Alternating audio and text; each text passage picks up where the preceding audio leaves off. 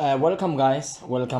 Before we can go any further, I thought we should come back here and we should carefully study the domains and the ranges of these functions. This one we have dealt with, the domain, no problem. X should be greater or equals to 0 for this one, and x should be less than infinity. But I want us to look into that. I think it would be very important if we try to look into that. And I'm going to come here, fx draw, and I just want us to investigate these domains. I think we should be very careful with this because it seems like I want to show you something here. Let me just do this. Right, and I just want to erase that and just say okay. All right, we have the Cartesian plane here. Now let us try to have this function y equals the x to the exponent of 0.5. all right, let's try to have it, and this would be the function that we have, okay, for whatever values today. So unfortunately it cannot show us the table of values, so we would have to go and rely on the other one. So we will just come here and okay, just close. Let me have the same function, and I'm just going to copy that from here. So I'm just going to copy this,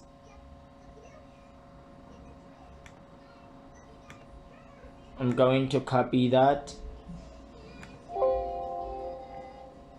and I will paste it in here. And here is this function. Let me just try to bring it close. Do you see what is happening there? Right, let me just specify the interval. Let me go to a table, and I am drawing that from that, and then I can just calculate that. Okay, close. Let me just try to specify the interval in here, to say from -3 to 3. Now let us see that. Let me just do this. What has happened now? Oh sorry, it's +3.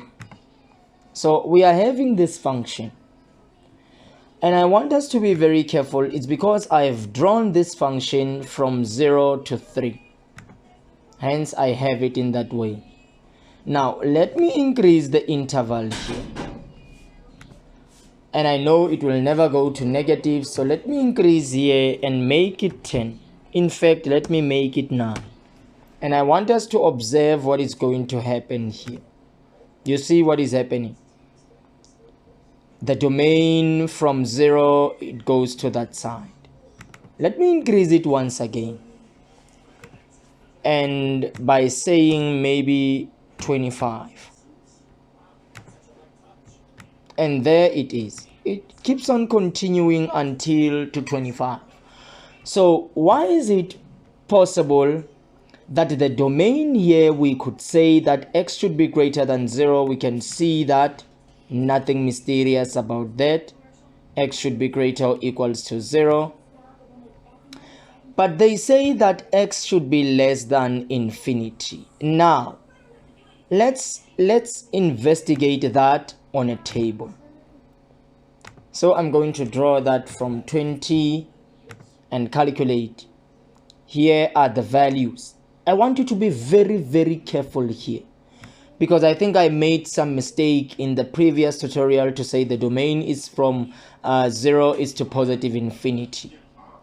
Now let me increase this to, for example, 300, and I want us to observe what happens to the value of y. Let me calculate and let's check. Do you see what is happening? It's now at 70. Let me make this 3000. Calculate. It's now at 54.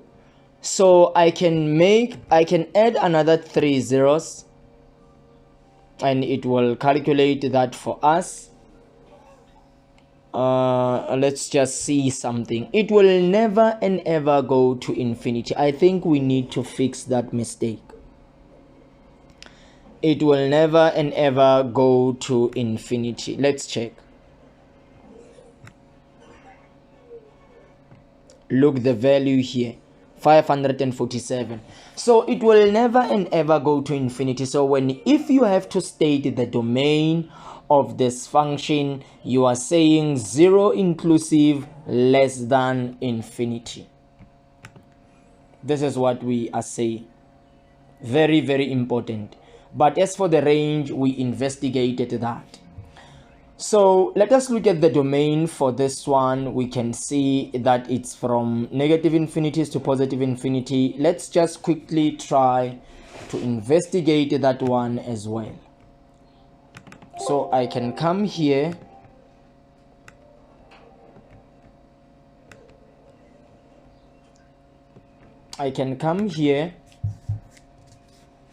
And what I can do there is to just say x to the exponent. Let me check what the value is.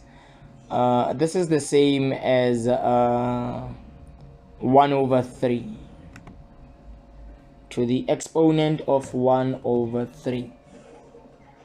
And I can draw this, let me just say from minus 5, sorry, from 5 to minus 5. And here is my function. Is it the same as the function that I have there? No, it is not. So there's a mistake that has transpired there. So let me just do this here, just to be safe. And now things are correct. So we need to be very careful whenever we are drawing these graphs. So there it is. So let us look at the domain, and I want us to just increase the interval there from minus 10 to 10, and let's see that it is continuing in that fashion. So let me come here and say from minus 25 to 25, and I want us to look at the values of x from both negative and positive, whether they are increasing or not. Now look what is happening.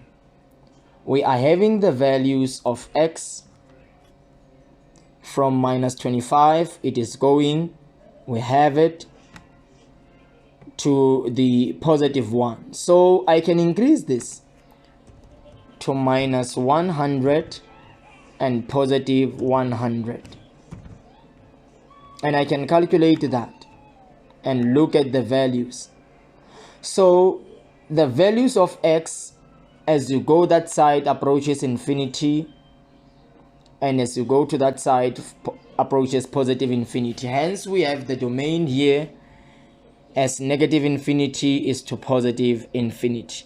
X should be greater than negative infinity, it is moving, and x should be less than infinity, it is moving. So this is just to say from negative infinities to positive infinity, that would be your domain. And let us investigate the range, the values of y. Look at what is happening to the values of y when x is negative. Let me just do this for you so that we may see clearly. 25 and 25. Right, what is this now? This is this plus I. So it is an imaginary number there, but they are saying that y should be greater than negative infinity and less than infinity. Let me close this. Let me come here and increase the range from minus 100 to 100. And let us look as to whether this goes up and that goes that side. Now see what is happening. Let me show you something. Let me show you something. It doesn't really look like that the y values are moving towards positive infinity on the positive y axis. Based on this, y should be greater than negative infinity, which are those values coming down, and y should be less than infinity. So basically from negative infinities to positive infinity for the range of this function, for the range of that function. So let me come here and let me do this. Let me get rid of this x to the exponent of 1 over 3. Let me look at that. So this is the function that I have, and it looks like the values here, okay, this is just the name of the function. So the domain, the range y should be greater than negative infinity, which are those values coming up, and y should be less than infinity. But it is making sense because this is a boundary. It is making a lot of sense here. Y should be greater than infinite, negative infinity, those values going there, and y should be less than positive infinity, those values coming down there. So it is very much correct to state it in that way. Hence, even here we said that x should be greater or equals to 0 and x should be less than infinity for the domain, and for the range we said y should be greater or equals to 0 and y should be less than infinity. It is making so much of a sense. And as for this one, we dealt entirely with them, so we do not have to waste any time. I just wanted us to investigate what is happening there, and then we dealt with everything in there. We looked at many of those, and one thing that I want us to look at is these functions, the exponential functions, and I want us to draw them just as they are drawn here, and then try to have some others even here on the negative y-axis and see how they will work. But I wish to use this one. It's a little bit more clean and very bold. So let's come here and start with this one. So I will, sorry, let me close that. No. So in here, let us have a function y is equals to 10 to the exponent of x for the first one, and let's have the second one, y equals 3x. Y is equals to 3 to the exponent of x, and then again let's have y equals 2x. Y equals 2 to the exponent of x. And then let us just try to draw those graphs. So we have them in that way: y equals 2x, y equals 3x, and y equals 10x. So we have them in those colors. Now let's read what Thomas has to say. The functions of the form this, where the value of a, the base, is positive, is a positive constant, and a is not equals to 1, are called exponential functions. All exponential functions have the domain negative infinity is to positive infinity. Now let us try to look at that. There it is. From negative infinity is to positive infinity will be the domain, and to see it more clearly, we have to go and look at a table of values, and we will see very clearly, and we are just going to investigate just one. So I'm just going to come here and just copy this one. Sorry, I'm going to copy this and I'm going to paste it in there.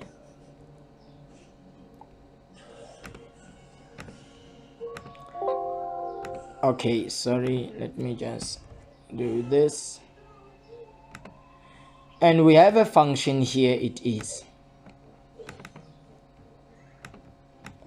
here is our function, and we want to investigate the domain. And I want you to check something here, because I've drawn this from negative infinities to positive infinity for real number values of x. Let us try to check here. You see, it keeps on going to the right, showing you that the graph approaches infinity. So from negative infinity is to positive infinity, we have the domain. So no disagreement, no questions about that. It is highly and highly clear for us. And we can see that the range, which are the values of y, the range is from 0 is to positive infinity. That would be the range. 0 is to positive infinity, and they are both not inclusive. And why are they not inclusive? It's because our function is not defined. Let's check the table of values. Okay, that's fine. Let's look when x is equals to 0. When x is 0, y is 1. And we can see that when x is 0, y is 1. So our function does not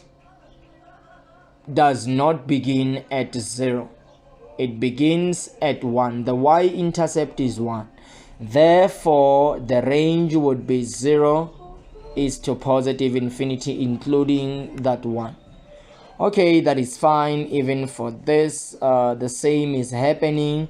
But now let me try to show you something. Let me come here and do the following. I want to place a negative in here, and I want to draw this. Now it will be reflected along the x-axis. That is the reflection along the x-axis. And you can come here and you can have a negative there at the exponent, and it will also be reflected like this. But the domain is still the same, but the ranges would differ. From 0 is to negative infinity, you can see. So you can play around with this. First of all, it starts from first quadrant to the second quadrant. If both a, let me show you, if both a, which is the base, and the exponent are positive, it will move from the first quadrant to the second quadrant. And the domain would be negative infinities to positive infinity, or x is an element of real numbers, and the range will be 0 to positive infinity. Now, if the exponent is positive, is negative, and the base is positive, now what is going to happen? It will be reflected along the y-axis. There it is. And the domain and the range stays the same. But now, if you make the base negative and the exponent you make it positive, there it is. And the domain is the same, but now the range is from 0 is to negative infinity, or negative infinity is to 0. Please, negative infinity is to 0. And when you make both the base and the exponent negative, it will be reflected along the y-axis. And it has the same domain and the range as the previous one. It's very, very important that we look into this, and we can translate this graph. We can come here at the exponent here. We can have minus 10 to the exponent of, for example, Let me do this. I can come here, and what I can do there, I can just say for example 1 minus x. And what has happened there? When you say 1 minus x, it was shifted. Let me show you. Let me remove this 1. You see, it intersects y at y equals minus 1. And when you say here, you add a constant 1 such that it becomes 1 minus x. What are you saying? You are saying 1 minus x equals 0, therefore x equals 1, and you are moving this 1 unit to the right. And now look, it was at minus 1 and this was at 1. Let's check what is going to happen. You see now what is happening. It has been shifted 1 unit to the right. And we can do that. We can pretty much do that. So I can just come down here and just say minus 2, and it will be translated 2 units down. So this deals with moving the function to the left or right 1 unit to the right, and this one shifts the function a certain unit down. And it is very, very important that we see that. And as we move, you can see that it intersects the y-axis. So it is very important that we see all of that. Okay, let's continue in this. And I solved some of the problems there, and I left others for you to do. And I wanted us to come here, functions and graphs, because I remember previously I said we will deal with the modulus, right? And let me come here and just show you the basic graph of the modulus. So we can have the modulus of x like this, and it doesn't recognize that. It cannot draw the graph of the modulus. So I'm just going to exit this, and I'm going to fx draw. I hope that it will be able to do that. So y is equals to the modulus of x, the modulus of x, and I can draw this, and it has some V shape. As you can see, this is y equals the modulus of x, and it is drawn for x is less than 0 and for x is greater than 0 for both. So they were saying find the natural domains and graph the functions in this. So let me just do this, guys. Right, let us continue in this. So we have drawn the graph of the modulus. That is just an example, but that's not what they want. They want the graph of the square root of the modulus. So what I'm going to do, I want to show you something here. If this is true, I want to show you something here. So let's come here and let us have the square root. I know how to find the square root for that.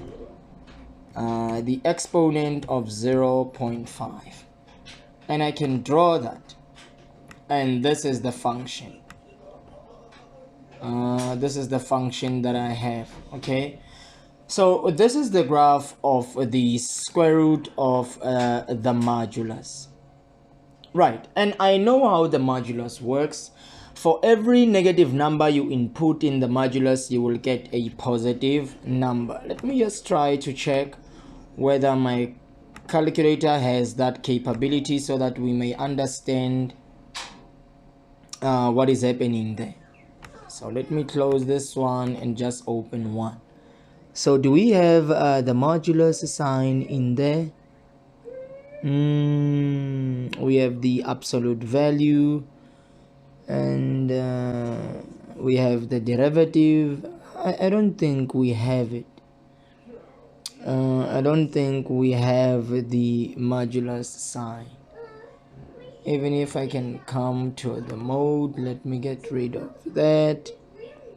So unfortunately we don't have that. I think what is this?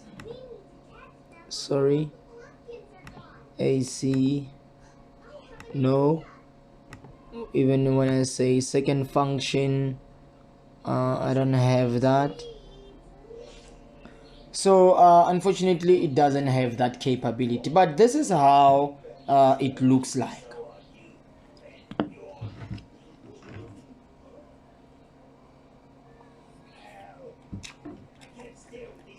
And unfortunately we cannot use a table of values mode, and I'm trying to access that and it doesn't activate. So this is the function, and from that function I want to find the natural domains of that function. And remember, the natural domains referring to the natural numbers that are made possible in the graph, and natural numbers begins with 1. So that would be 1 is to positive infinity because it is heading in that direction for the domain. I'm not very sure how to do that because I'm trying to check via the table of values. I could tell whether this is going towards positive infinity or whether less than infinity. I'm not very sure. Please, the natural domains. So I will just concentrate on the natural numbers. I would say 1 is to positive infinity because I cannot see the table of values, or I can say 1 less than infinity. That would be the domain. So x should be greater or equals to 1, and x should be less than infinity. That would be one possibility. The second possibility would be to say y should be greater or equals to 1, and y should be less than infinity. Yeah, I think there's no any other way. That's how we could just state the natural domains of this function. For this one, and for this one we dealt with that. Let's go to this one. So I'm not going to use t. I'm not very sure if it is programmed to use the different alphabets. Let me just see whether it will be able to comprehend that. You see, we are having some problems. So it looks like by default it uses the letter X, and there it is. So what I'm going to do there is just to say I'm not going to use T, I'm going to use X. So I'm going to say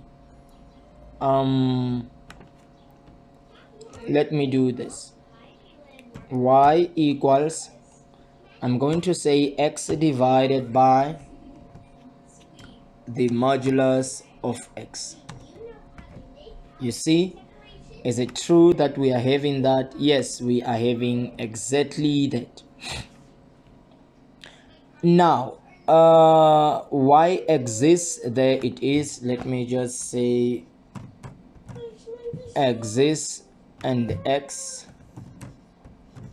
exists, and these are the y maximum and x maximum. Okay, that is fine, and we are using the dot for that, and this would be the size. Let me try to reduce it, and let's draw the function. Now this is how the function looks like, and I don't know whether I will see values there. It doesn't show me those values, but it is worth noting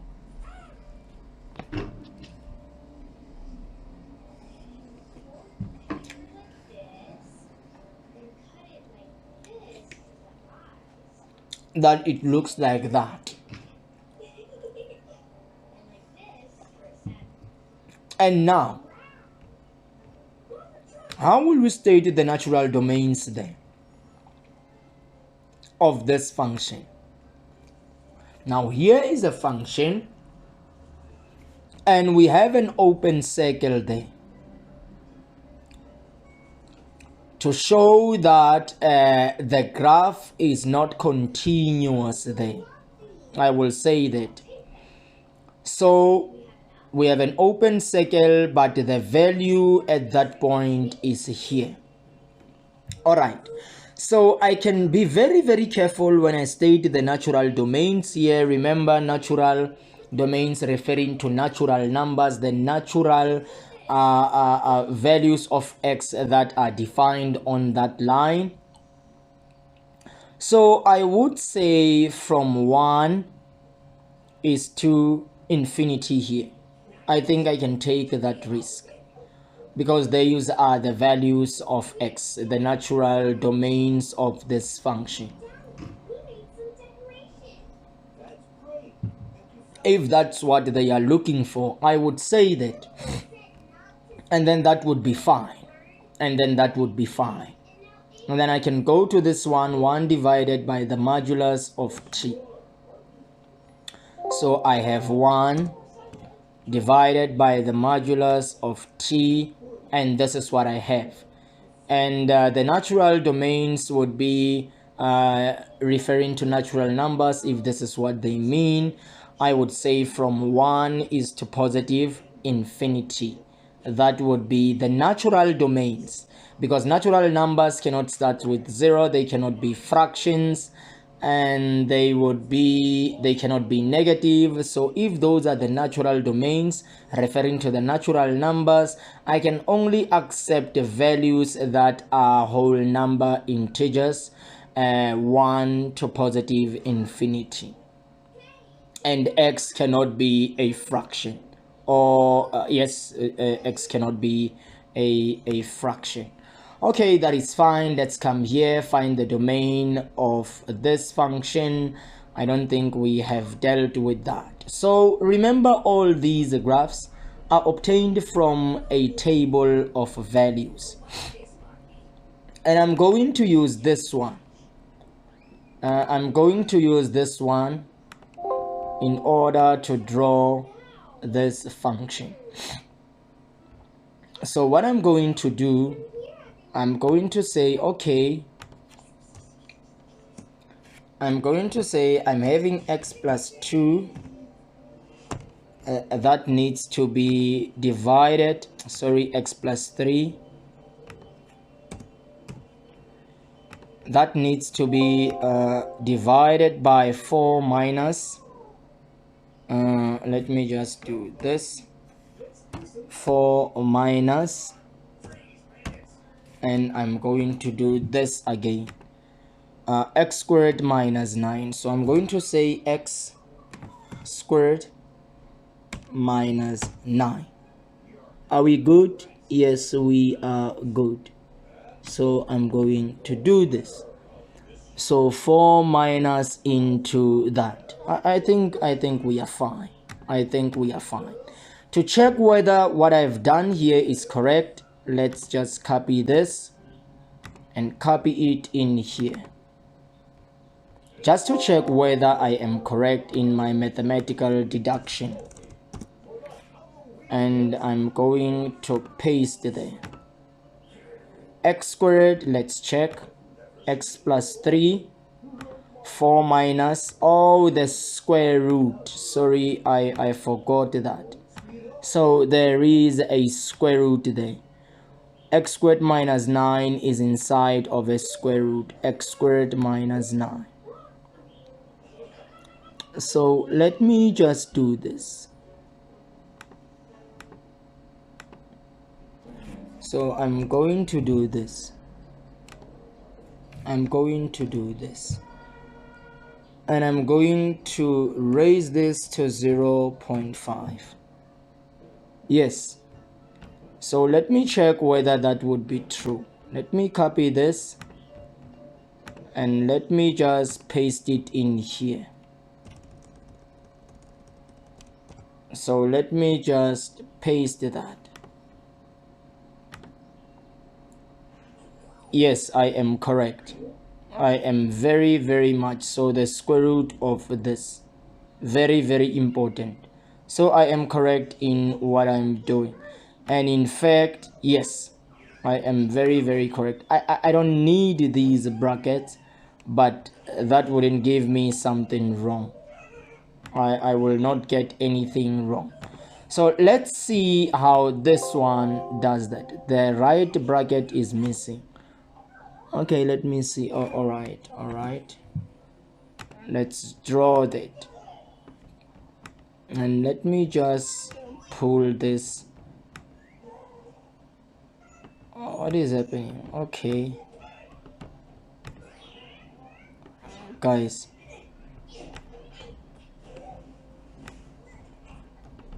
let me do this. Let me do this. So look at this one. It doesn't show us the asymptotes, and this one shows everything so clearly. So this one, we will just use it to investigate the table of values for this one. Let me just say minus 10 and 10 there, and we can calculate that. So we will use this one for table of values, but we will look at this one. So we are having some asymptotes in there. Let's just try to check very quickly. What are the asymptotes? Minus 5 and 5. So where does that comes from? I think from here. If possible, I don't know. But I can find those asymptotes by saying x squared minus 9 is greater or equals to 0. So trying to make that as positive, and then I will have x squared equals 9, x equals plus or minus 3. And that would still not give me the asymptote. But looking here, I have an asymptote. You see, there it is. I'm having an asymptote at x equals 5 and x equals minus 5. So how will I find the domain of this? Now, I need to be very careful here. I need to be very careful in terms of finding the domain, because now the function seems to have some asymptotes. So first of all, x is not equals to 5 or x is not equals to minus 5, because I'm having an asymptote there. So those are the first restrictions that I have. So I can see that I'm moving from negative infinities to 5, the first one. The union of negative infinities to minus 5. The union of minus 5 is to minus 3. And then secondly, I would say what is the value in here? 1 2 3 4 5. The union of 3 is to 5, not included. The union of 5 is to positive infinity. That would be your domain. Let us start that afresh. The domain would be from negative infinity is to minus 5, the union of minus 3 is to okay, we are saying negative infinity is to minus 5. Okay, the union of 3 is to what? Remember, we are looking at the domain. Okay, all right, sorry, let's say negative infinity is to minus 5, the union of minus 5 is to minus 3, the union of 3 is to 5, the union of 5 is to positive infinity. That's how we should state the domain of this. And they are just asking for the domain. That's fine. Let's go and find the range of this one. So this one is good for table of values, whereas this one shows you even the asymptotes. So this is a very good graph that you can use in order to investigate many things. All right.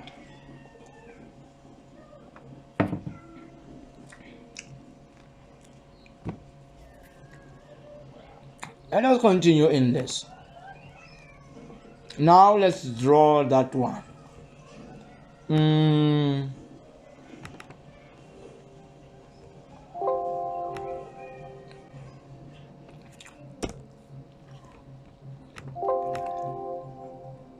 So we are having 2 plus let me insert it inside of the brackets, x squared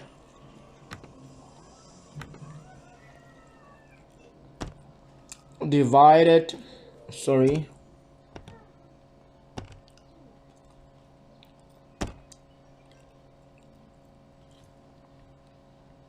x squared divided by x squared plus 4,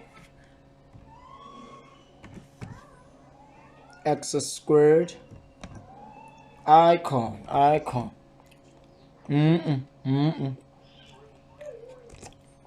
Let me do this.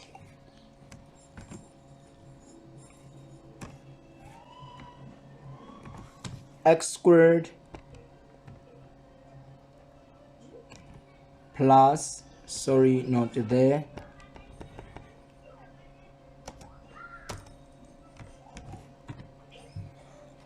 no, not them.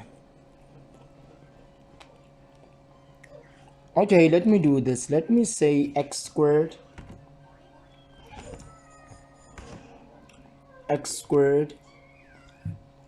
plus 4.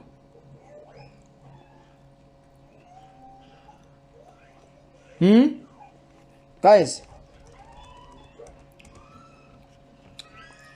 we have 2 plus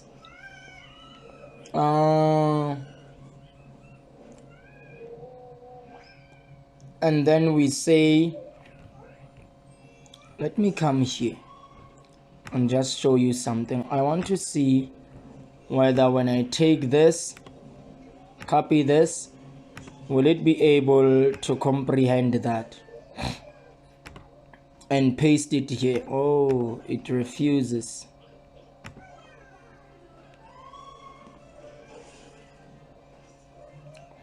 It is refusing to paste that.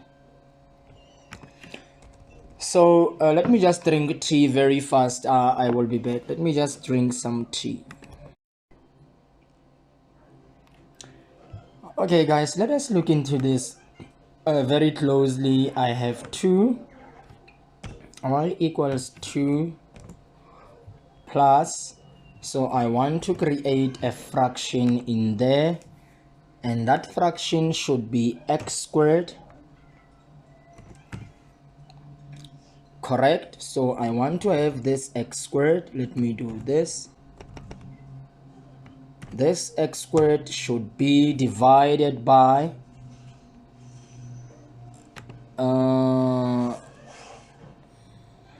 x squared plus 4. So let me do this and say x squared plus 4. There we are. There we are now. So this is the function that we have. 2 plus x squared divided by x squared plus 4. So let's just try to draw this function.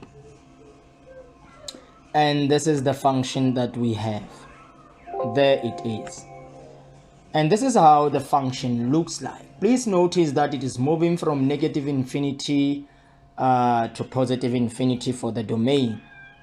And they were, this one, they are looking for the range. Okay, the range of this function, as you can see, it's from, let's just say, let me see the value there. I cannot see clearly what the value is, but it seems like the value is 3 there. So it looks like here it's 1. You see local minima. So we have 0 is to 2 as the coordinates there. So we would say 2 is to 3 would be the range. And it seems to settle exactly as it is approaching the value of 3 on the y-axis. So it begins at 2, and it ends at 3. This is very important. So we would say 2 is to 3 would be the range of that function. It seems to be settling there. So, but this is what I'm seeing. This is exactly what I'm seeing. I may be correct or wrong, but I'm seeing that the function is moving from 2 and it is settling towards the highest value of y is 3. So that would be the range. Okay, that is fine. I'm not going to explain the equations and many of the things that has to deal with this. We dealt with that. And what I want us to do now is to go straight and look at where is that? We dealt with all this in the previous tutorial. Is to now look in here. Right, what we will do there, exercise 3 and 4, find the domain and the range. I'm not going to do this, you will do that. I'm also not going to do this. This is very simple to do. You will do all of this, very simple. I am going to try and come here. In the next, just after a few minutes, let's work with this. Okay, wonderful people. Let us continue in our work. And what is most important is for us to understand how things should be done. Now it is very important that we try and look at the following. I'm not going to deal with all this. This is very simple for us to do. We have 3 functions. We are defining this inside of that combination inside of this. So I'm not going to do that. So what I'm going to do is this. I am going to try and solve this, and I'm going to be very, very specific. I'm going to solve the first one, and I will solve this one and just that one. So what I'm going to do, because I want to rush into this, so here they say let f at x be equals to x minus 3, g at x equals the square root of x, h at x, and j at x.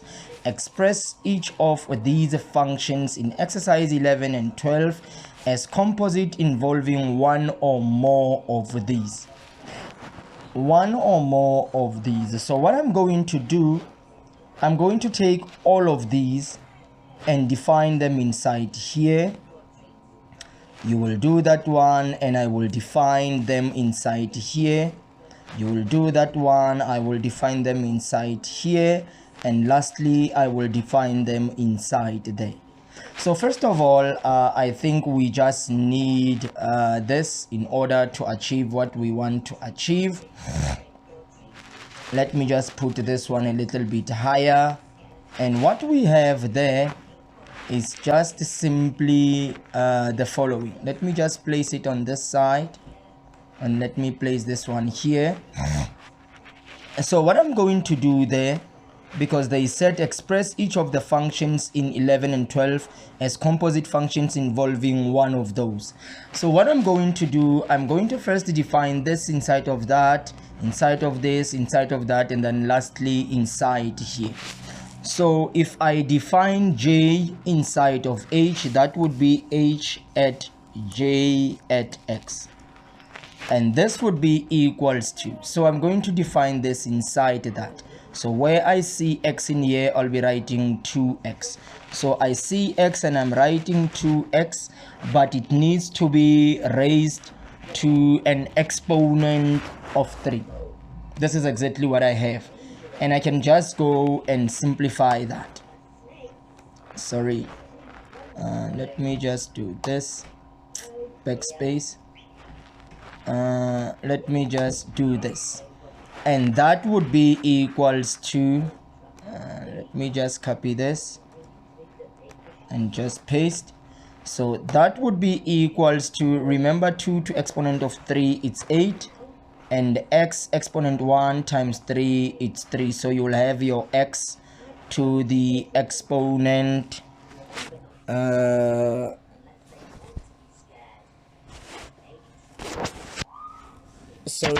you will have your x to the exponent of 3. Sorry, backspace. So that's all what I have in there.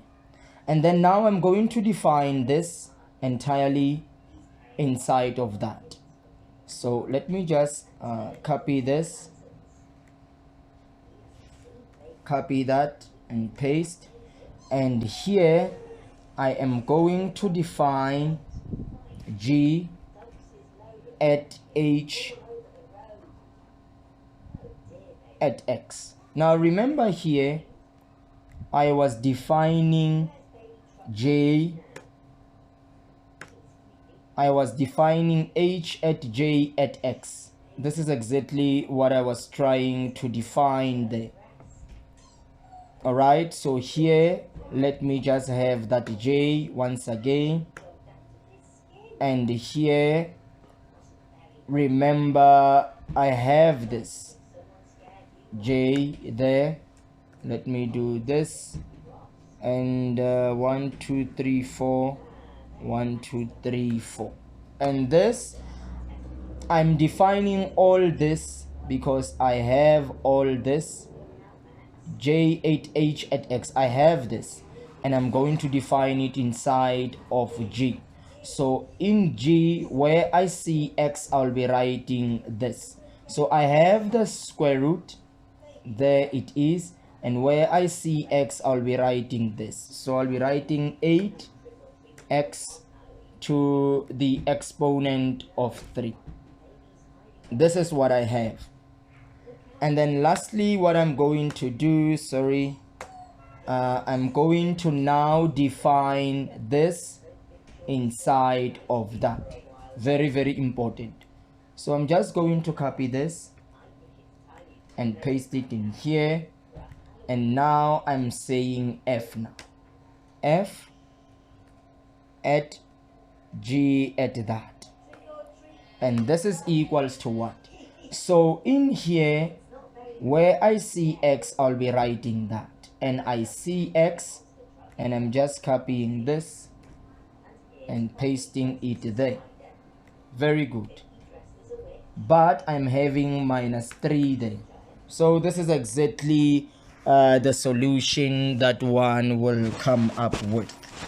So I have just defined this not inside one or more, but inside all of them. This is exactly what you will have. So you can do it with this one. Let's just quickly try to see that. So what I'm going to do first, I know I have all this, and all this was defined as that. So I'm just simply going to define this inside of this. So very, very important. I can just copy this and paste it in here. Right, so what I'm going to do, I'm going to define all this, this, remember, inside of here. So I see x, there it is, and I'll be writing this. Copy this and paste it there. But now it is raised to exponent 1 1/4. So I'm going to do this.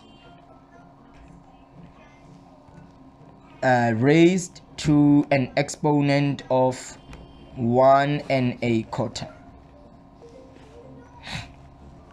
So please guys, what I'm going to do from here, I will try to simplify that. Sorry, back. Now I can try to simplify that by just saying copy and paste. This is equal. So I want to get rid of the square root. I know how to do that. Let me just first do it all at once. I'm removing the square root. I know this is to the exponent of 1/2. So I'm going to write this as 2 to the exponent of 3, that's 8. I'm going to have my x to the exponent of 3 also, and I'm going to close this, removing the square root. That would give me 1/2 to the exponent of 1/2. But remember, all this is raised to 1/4. So I'm going to do this. All this is raised to the exponent of 1/4. Right, so this is what I have. So what I can do here, please check very carefully. What I can do, I can copy this and paste, and this is equal. Now this, I can solve this by doing what? I can say 2x to the exponent of 3. This is the same as this. So after I have done that, I can just do this, and I can raise all this to the exponent of 1/2. But if you don't want to do that, it's fine. You can just say 2, sorry, and then you just say 3 times 1/2, and it will give you 3/2. So you can just have your 3/2 there, and then you can have your x to the exponent also of 3/2. Remember how I achieved that? 2 times 1/2, 3/2, 3 times 1/2, 3/2. So I can have this, and the entire of this is raised to the exponent of 1/4. This is what I can have. And then from there, I can multiply every exponent by this. So let me just do, let me just take this, copy this and paste, and this is equal.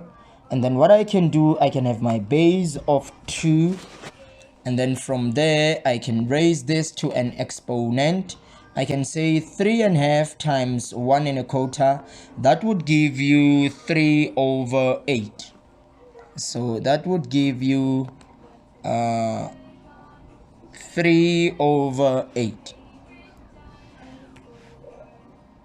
And how did I get that? I said 3 times 1, it's 3. 2 times 4 is 8. Right, I can have my x, and I will get 3 times 1, it's 3. 2 times 4 is 8. So I can just copy this, and I can raise this to an exponent of the answer. There it is. So this would become, this simplifies to the following.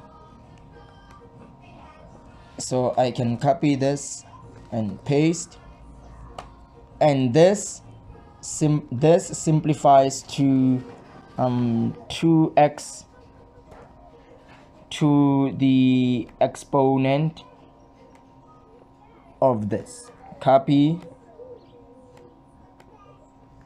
and paste. It simplifies to this. So that would be the final answer for that. So I am I'm not going to go any further with that. So unfortunately, I have been able to solve that. You can see that this is tiring. Please guys, try to solve the rest of those that are just left there, because this is just something very simple. But since I said I will also solve this one, I think I should just do it. So we already have this as this. So let me just copy this and let me just paste that. So I'm going to just paste it in here. Right, I already have this and I want to define this. I want to define this inside of that. So what I will do, I'll just say y is equal, I have 2 and I have the square root. I have the square root and I see x, and I'm going to write that. I'm going to say this, copy this and paste. Very good. And then from there, inside of the square root, no, not outside, inside, I'm going to subtract 3. There it is. Now I'm going to simplify this. And how do I do that? Please pay close attention. I have my y that is equals to 2. So I'm going to open a bracket. I'm going to write what is inside of the outer square root. So I'm going to copy this and I'm going to paste it in there. This is what is inside of the inside square root. And I'm removing this one. So I will raise this to the exponent of 1/2. There we have it. And then I want to simplify that further. So I will say y equals 2. And then from there, how do I go about doing that? It's going to take some time. I'm very sorry. You will just try to finish this up, because I will have to remove the square root first and multiply by 2. So unfortunately guys, I do not have time for that. So please try to complete that. Now, something that I want us to look at, that I'm willing to spend more time on, is this. And I think we should be very, very careful that we understand how these compositions of functions work. Because what is going to happen here is very, very fascinating. I'm not going to solve this. You know how to do that. Even this one, you know how to find this. I am going to work on this one. And when I am there, I think it is very important that we pay close attention. So let me just do this. And there are a few things that I want us to note there. Okay, let me just put it here. We are provided with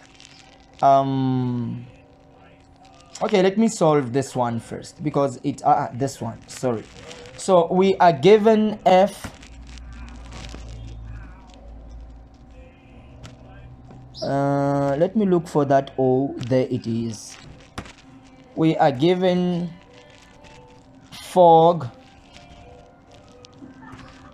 x, and this is equal to the square root of x squared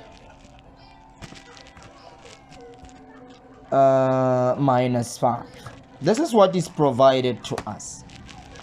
And we are also given f at x. And f at x is equals to, let me just copy this and paste it there. And just get rid of the exponent there. Right, this is what I have. And I don't know what g at x would be. So g at x, it's a question mark. I don't know what that is.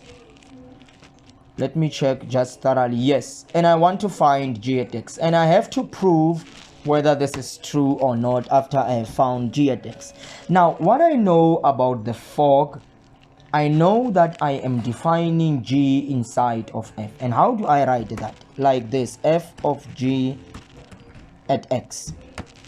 And that is provided for me. And this is the answer. That is provided for me. Right, so I'm defining G inside of F. And there is F. So what am I going to do then? So allow me to do the following. Back. So I have F, which is this. Copy this and paste. Now inside here, where I see X, I'm going to write G at X.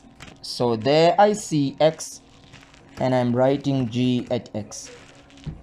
And there's a -5 there, and all this is equal to this. Copy this and paste it there. Very good. And then from there I want to get rid of the square root. So what will I do? I will square both sides. Rise to the exponent of 2. I will square both sides. And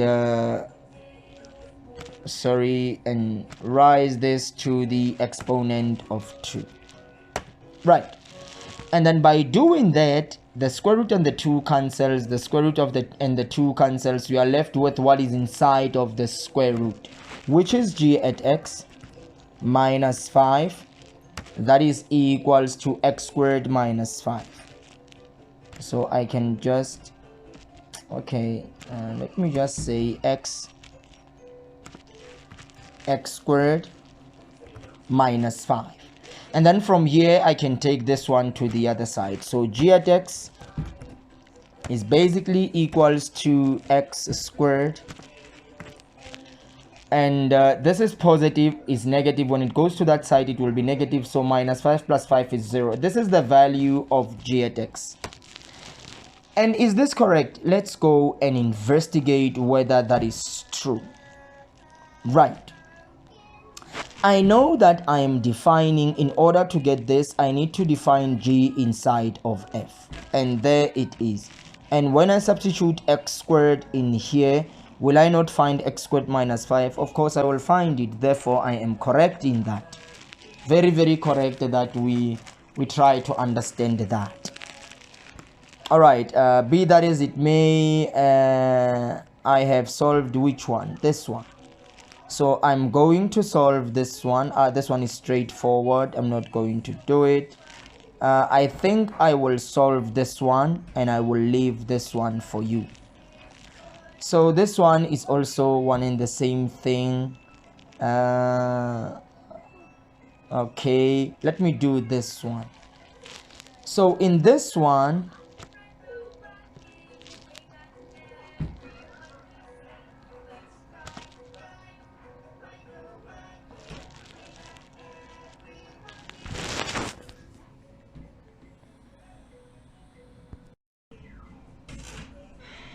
right, let us continue in this. Now what I want us to do there is to do this one.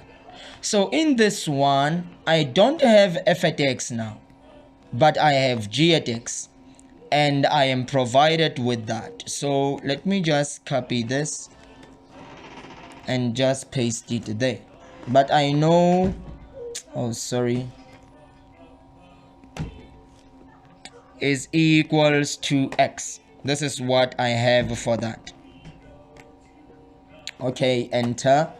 And then from there I don't have F, but I have G. So how am I going to do that? So let me just write F of G at X. This is equals to X. Okay, that is fine. So I need to define G inside of F, but I don't have F. You see, this is highly problematic. I do not have F. So how will I define G then? How will I define G? Sorry, how will I define F inside of G when I don't have F?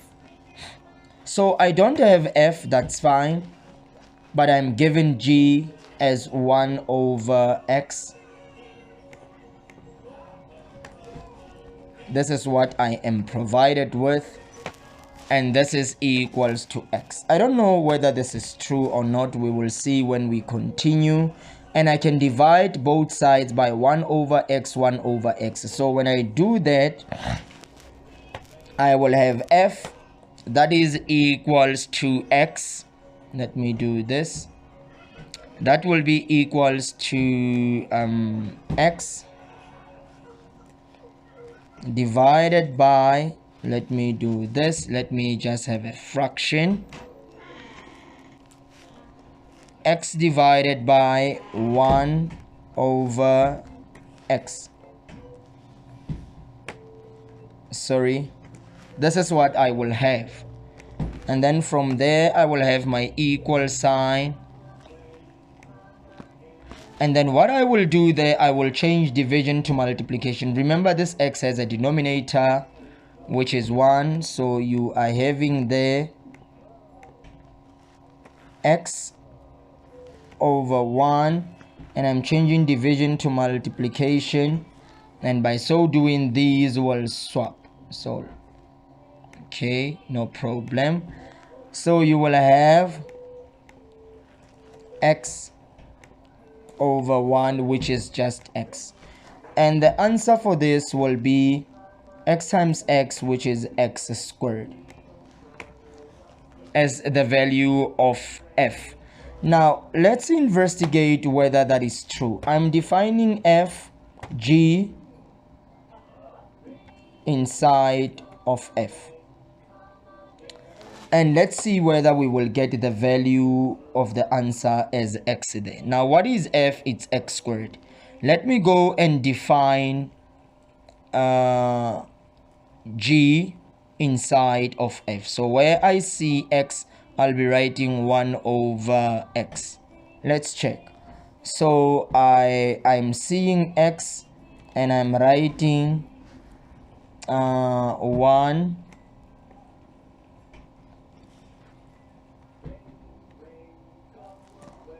over x, and it is a squared. Sorry, let me do this. Now, is this equals to x? Is it equals to x? No, it is not. So it is not the correct function of f here, because when I try to define g inside of f, I find the value as this and not being equals to x. So there's a problem there. Let's check what has really happened. So here I am. I need to define g inside of f, but I don't have f. So I know in f where I see x, I have to write this, but I don't have it. So what do? I'm therefore saying f into 1 over x is equals to that. I have this, and it is equals to x. So what I can do there is simply to take g, which is what I did. I took g and I equated that to x. And what I can do from here, I can multiply both sides by x. That would have been the simplest way of doing this, right? By just multiplying both sides by x, and you could have found that f is equals to x squared very quickly doing that. And then unfortunately I find that as not being equals to what I want. So the first method fails. Now the question is, how am I now going to do it? In the previous one, it was very simple because I had f, so it was a little bit easier to find the value of g. And now this time I am given g and I need to find f. And I'm asking myself, how am I going to do that? And I know this. And the value there is x. Okay, So how do I do this? How do I do that? This is the question. So let me do it in this way.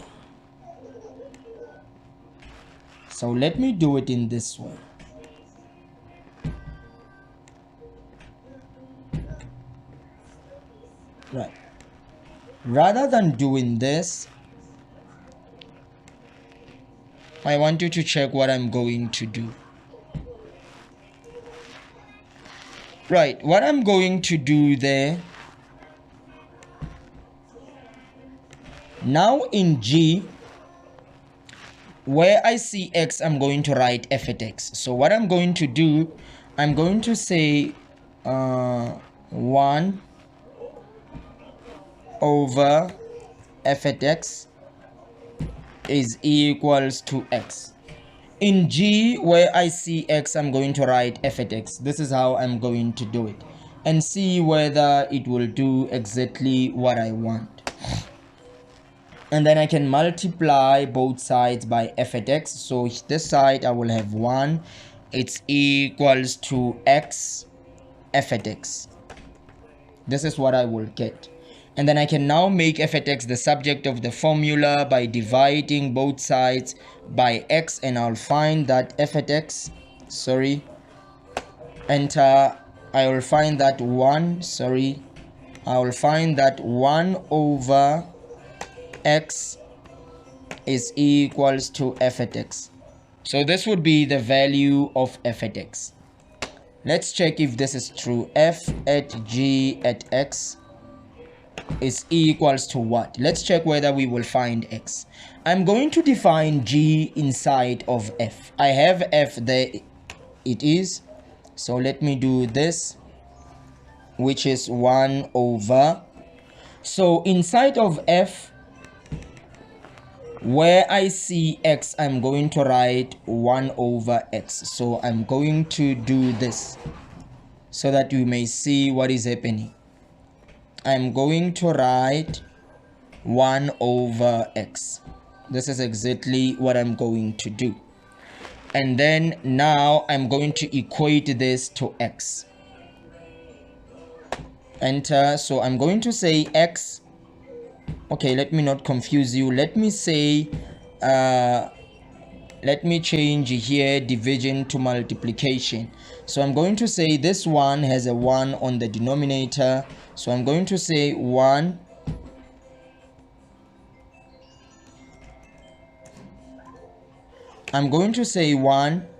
change division to multiplication, multiplied, and these will swap. So this is the same as 1 multiplied by X is equals to what? I need to equate this to, yes, X. There it is. I am correct. Look what I'm doing here. I'm trying to prove whether f at G at X, will it give me the value of X. This is exactly what I'm trying to prove, because look what I have done. I found the value of f at X equals this. Now I want to check whether when I substitute G at X inside of F, whether will I get this. So in F, where I see X, I'm writing 1 over X. There it is. And when I simplify this, I get 1 times X, which is equals to X. Therefore, I am correct that f at X is equals to 1 over X. Very important that you see that. So please try to do this one and probably that one. All right. So this is something very important that I just wanted us to look at, something that I wanted us to understand. And now we have to come somewhere around here. And there, how are we going to do things? Let me check first whether we are following this in sequence. Okay, number 13, and now we go to number 14. Now in number 14, they say to us, copy and complete the following table. So there is a table that is provided for us. So G at X, F at X, and F composed of G. So we need to find that. Right, and the question is, how are we going to do that? All right, let me take you back there in my mathematics, in my math.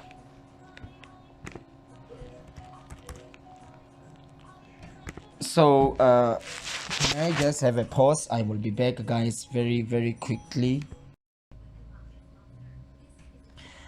Right, let us continue, guys. What we are going to do this time is to try and look at these ones. So I have to find that, and I need to define the function g inside of f. So what I will do there, I will just simply do the following. So I will define this inside of that. So where I see x, I'll be writing 1 divided by x minus 1.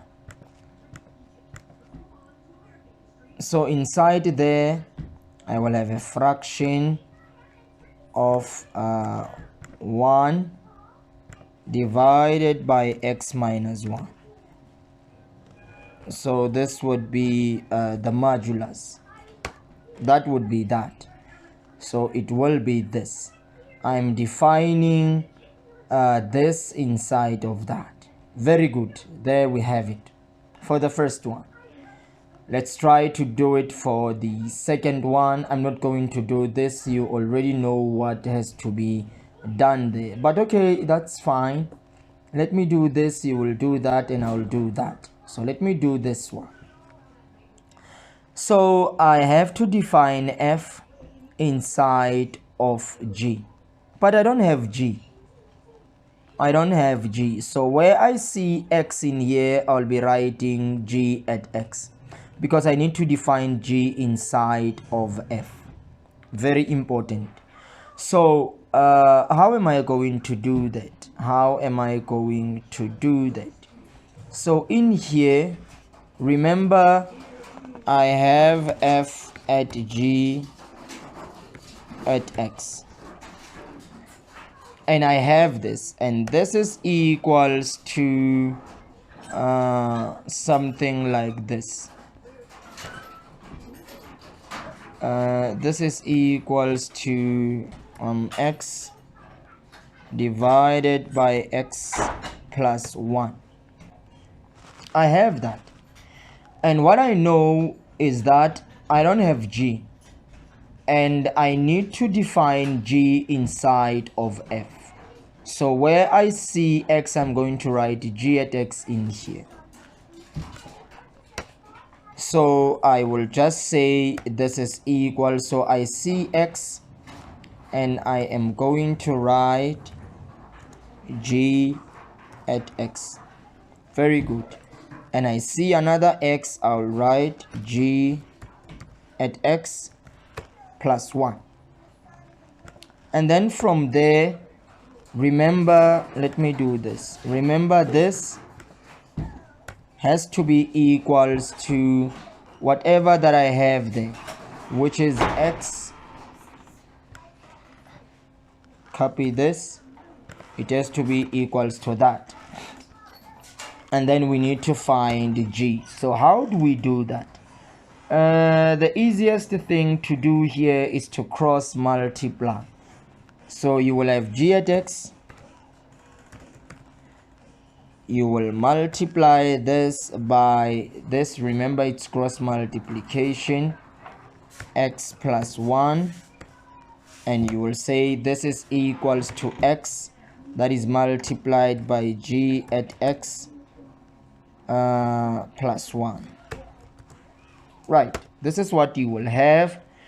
And then from there, what is it that we want to do here? I will have to simplify this, because I need to isolate g at x. And okay, I'm just going to say here, just to multiply, I will have g at x times x, there it is, and then I will have the addition sign, and I will have g at x times 1, which is g at x. and this would be equals to, I will do the same here, I will have x g at x, and then I will have x times 1, which is positive x. Very good. And then from there, what is going to happen here?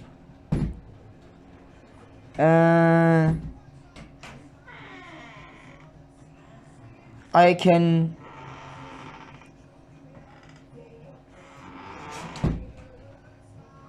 so here I'm having xg at x plus x, there it is.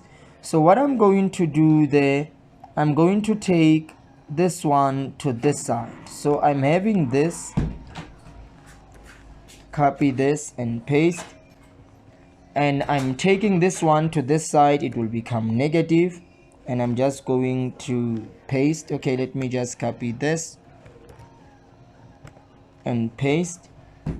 I took this one to this side, I'm still having plus g at x, there it is, and let me equate this to x, this x, and then here you can see that this is the same as that. Positive and negative, they will cancel out, and your g at x is equals to x. So my g at x is equals to x. Let me verify whether this is true or not. F at g at x is equal. Now let me go and define g inside which one I was doing, this one. Let me go and define g inside of f. So inside of f, where I see g, I'll be writing, where I see x, I'll be writing x in here. So look what is happening here. My g at x is equals to x, and I'm defining g inside of f. That is to say, where I see x, I'll be writing x here. Okay, did I copy things correct here? Let me just check. Oh, I made a mistake. Can you see there? Look, when I was substituting there, remember where I saw g, I was writing, where I see x, I was writing g at x. Look what I have done there. So g at x, there it is. I should have had a -1 here. I'm very, very sorry. -1 all over g at x. I made a very stupid mistake. This is how it should be, and this is equals to that. I'm very sorry for the mistake. Let me just quickly try to correct this. So here we will have cross multiplication. I will have x g at x, that is equal, I'm sorry, that is equals to, I'm having x plus 1, I'm having x plus 1, that is being multiplied by g at x, g at x minus 1. So I'm multiplying this with that. There it is. Now let me just quickly correct this. So when I multiply here, I will still have this. So let me just copy this and paste that, and this is equal. Now I will remove the brackets by distribution. So x times g at x, it will be x g at x, and then x times -1, that will be minus x. 1 times g at x, that will be positive g at x, and 1 times -1, that will be -1. And then from there, what I will do, I will just take this one to the other side, they will cancel, that will be 0, and I will take this and that to the other side, that would be x plus 1 plus 1, that would be equals to g at x. So this is the value of g at x. Now let me go and define this now to check whether I will get that. So I'm going to define g inside of f. So that is to say, let me copy this and paste it there. Right, this is what I have here. Okay, but I have the value of g at x, which is x plus 1. So let me just say x plus 1, and here let me just say x plus 1. So what is going to happen here, this and this will cancel out, and I will be left with x divided by x plus 1. I will be left with this. Copy this and paste it there, and that proves that the value of g at x that I have is highly correct. So guys, unfortunately I will have to pause in here just to not make a very highly long tutorial, and I think we will continue. Let me check. I'm not going to do all this, that is for you to practice, and I'm not going to do everything in here. It's very simple. I'm not going to do this also for number 17. Let me check for number 18. Let me check number 18. I have 19. Let me check 18. Where is 19? Okay, let me try to solve this. Where is it? This one. Combining functions, shifting and scaling. Let f at x be equals to this. Find a function y equals g at x so that the fog is equals to this. I think this is very similar to what we have done there. I'm not going to do them. They look very similar to something that we have just done now. So I'm not even going to deal with this scaling. Match the equations accompanying the figures. I'm not going to do that, and I'm also not going to do this, and I'm not also going to do all of this. Graph the functions. I'm not going to graph anything. Stretch this. I'm not going to do it, and all this I'm not going to do. And I think I will see you in 1.3. Thanks a lot guys for your time.